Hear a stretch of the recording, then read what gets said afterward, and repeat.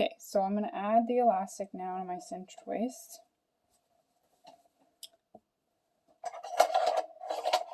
So what you need to do is, inside out, take your romper over to the table where you either cut or work at. So I take my pattern piece, and where the line is here for it, so I find my, this is 0 to 6 line, I just keep that in mind. I lay down my romper and I just fold it in half. It doesn't really matter if you do fold it in half for back side out or front side out, but what does matter is you have it all lined up. So you can see my messy table, but that's okay. So see how I've lined up my two legs and my two arms where they meet. I lay that down and I just make sure that everything's flat. Now I find my paper pattern and I just line up my arm with where my seam on my arm is. And then I just lay it flat. And you just want to make sure that when you're laying it on, you know, this is looking like that and everything just seems to line up. And your edge here is on your edge there, and everything just looks straight. So then you can take a pencil or a washable pen or anything and just draw a tiny little mark where your line is on both sides. So you want one mark on where your seam is for your outside and one here. So then you can take your pencil marked line, I did it a little darker than normal so you could see it, and you just want to put it on the other side as well. And then I just take this one, I hold it with my finger where it is, flip it over, and on the other side I hold it here.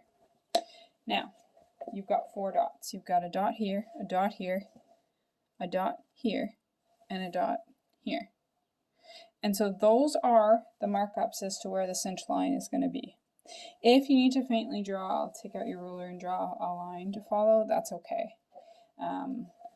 I don't find it too hard just to use the dots. So you can do that or whatever makes you feel comfortable. So now the elastic.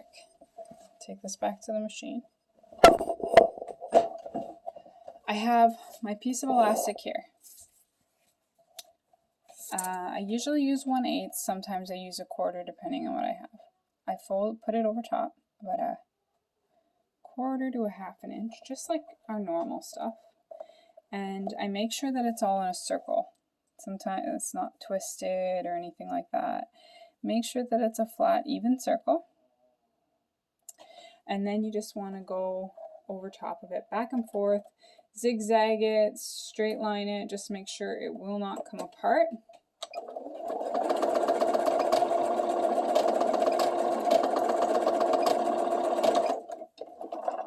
Okay.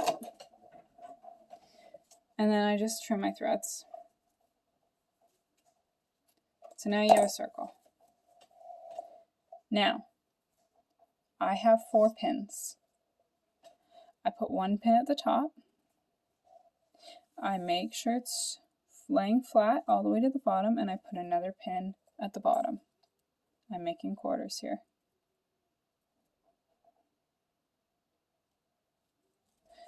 And then the same thing. I put those 2 pins together, and those 2 pins will give me another 1/4 here.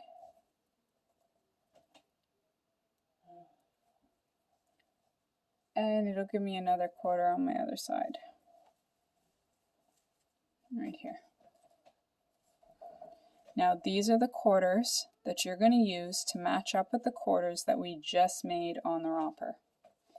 So take your romper and put your elastic around, and then line up your quarters. So I try and put this little, the part where I've sewn on the edge. I just fold over. It doesn't really matter which way, my seam one way or the other. And then I repin on top of there.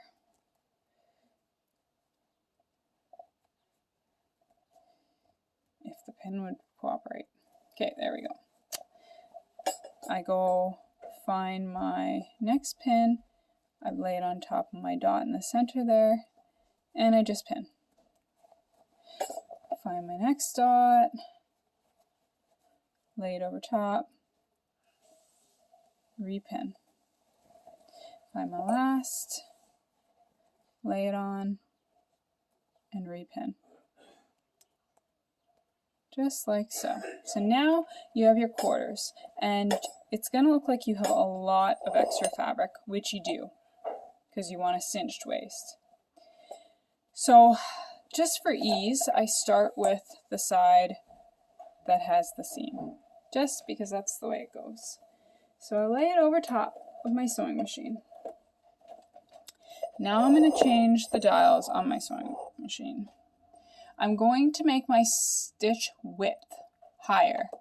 I currently have it at 3.5, and I'm going to put it up to 4.5 to 5, depending. Actually, this is a 1/4 inch elastic, so I'll do 5, and I'll do 4.8.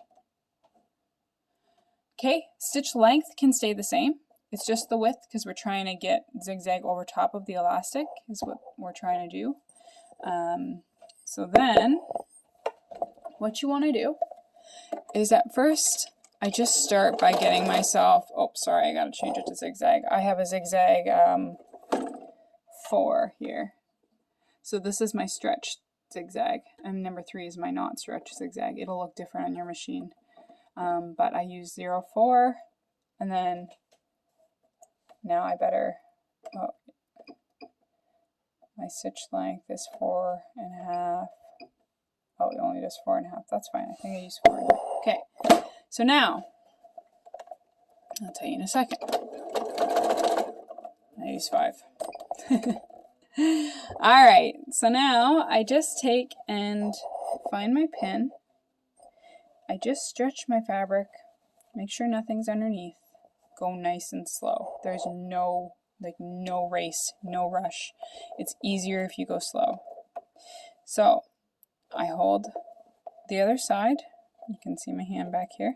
And I hold just till this pin. That's it. I'm only trying to get to the first 1/4. So I line it up.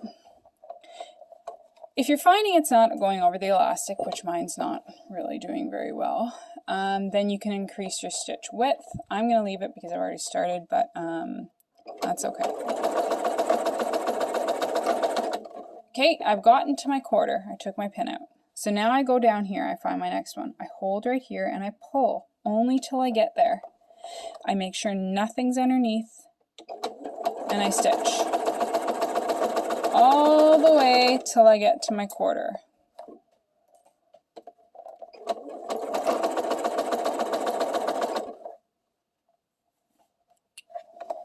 And then I go to my next 1/4. I just use my thumb and my finger underneath. I've got it on the other side too. I pinch and I pull, and I just straighten it out just till I get to that pin. That's all I'm trying to get to, is just to the next 1/4. Don't need to worry about anything else. Okay. And then this is my home stretch, my last 1/4. I find my pin, pinch, stretch, get to my next 1/4.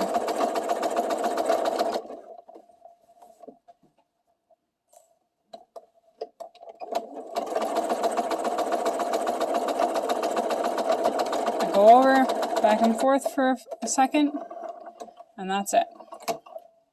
So now, let's see what we have here. This zigzagged over the elastic. I always aim to have my elastic being able to run through, but this looks pretty good. The smaller sizes do tend to be easier, but the 1/4 inch elastic, even when I do my 5, is usually fits in between where the stitch lining is. Like it would run itself under here.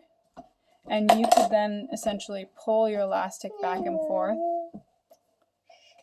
to be able to stretch evenly and nicely all the way around. But this still looks good. And as long as you're getting from 1/4 to 1/4 and it looks pretty even, then it doesn't really matter.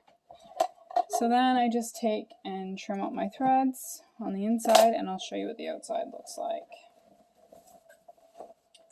I'm turning at this point. Mommy, I can watch you. Shh. So then it looks like this from the outside. So you've got yourself a cinched waist. That's it. Here's the back and the front. And up close, you can barely tell. I'm using cream thread on this, but white would be the same. You can't really tell. See the stitching's nice and even. I will have a few spots that will be a little more ruffled. This is great. It's not like that. I'm just trying to find a place so you can see. So like right here. But yeah, that's it. That's how you do that cinched waist.